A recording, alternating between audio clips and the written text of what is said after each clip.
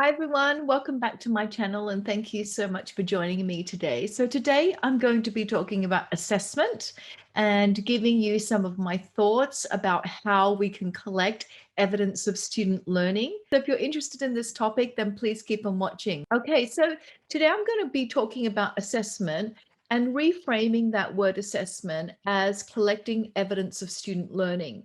And I think it's really important that we try not to just take snapshots of our students' learning as we go through a unit of inquiry, but we collect these snapshots so that they form a photo album and really showcase students' understanding and their learning journey process. Now, one way I think to collect evidence of student learning is to use an e-portfolio.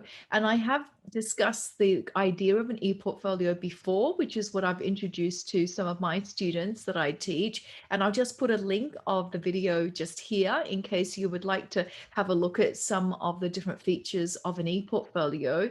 But I wanted to today discuss some of the guidance that I give my students when they're creating an e-portfolio. So I always allow them to choose the platform that they want to use to host their learning. And that could be a WordPress site, a Wix site, a Google site, a Weebly. It actually doesn't matter.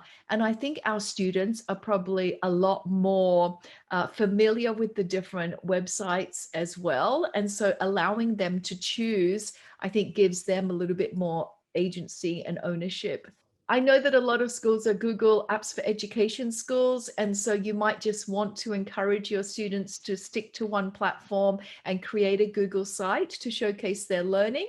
So I do give some specific guidance, especially if your students have never created an e-portfolio before. So I do say, have one page which is about you, and you could include things like the hobbies that you like, or just a little bit about you as a learner. And then I also encourage students to have a reflection page because we know that metacognition is really important for student understanding and student achievement, therefore. So having a page where students can reflect on their learning and different lessons and allow your students to choose the different learning engagements that they want to reflect on and include in their e-portfolio. Now, another page that I encourage my students to include is an artifacts page. And this means that we give our students opportunities to create artifacts based on their learning. So it allows them to synthesize their learning and what they've taken away, and then to create something new or create a product that's in a different form to how they learnt that actual concept. So normally I encourage an artifacts page as well, and that could be videos, it could be photos as well. Now, one of the biggest questions that I've had about e-portfolios is marking them, because it actually takes hours and hours of time to be able to go through each individual student's portfolio. And while we value the feedback, I think we don't want this task of looking over all of our students' e-portfolios to be too onerous and time consuming. And so there are lots of different ways that we can provide feedback to our students. I like to use little voice notes, and I use talk and comment for that, where I can just verbally say some of the things that I really enjoyed reading about the e-portfolio, and then maybe giving some suggestions, some constructive suggestions on how to take their learning further. I could do a quick video like a Flipgrid and just include the link there as well. And recently, what I've been doing a lot of is the dictate to text tool. And I think most computers have it. I have a Mac, so I press the function key twice. I dictate something, and it allows me to save time with the typing because I'm a two-finger typer.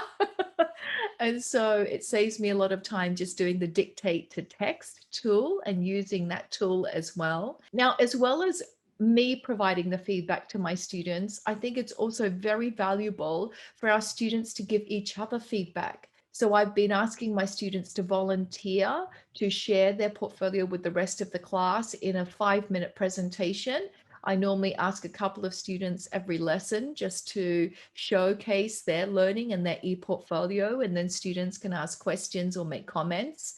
Or if we want more targeted, dedicated feedback, I think having a partner, a thinking partner for your e-portfolio, where each of your students is checking in and giving feedback to each other.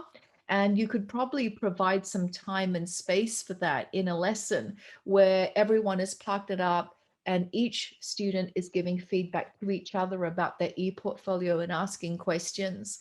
And I think the peer feedback is really important as well.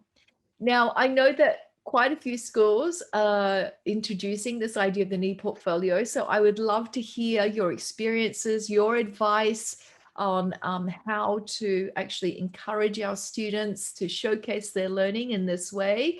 You know, we really want our students to be able to showcase their learning through this portfolio, through a photo album, rather than just a snapshot. And it's really moving away from that idea of reducing our students' learning by using just a single grade.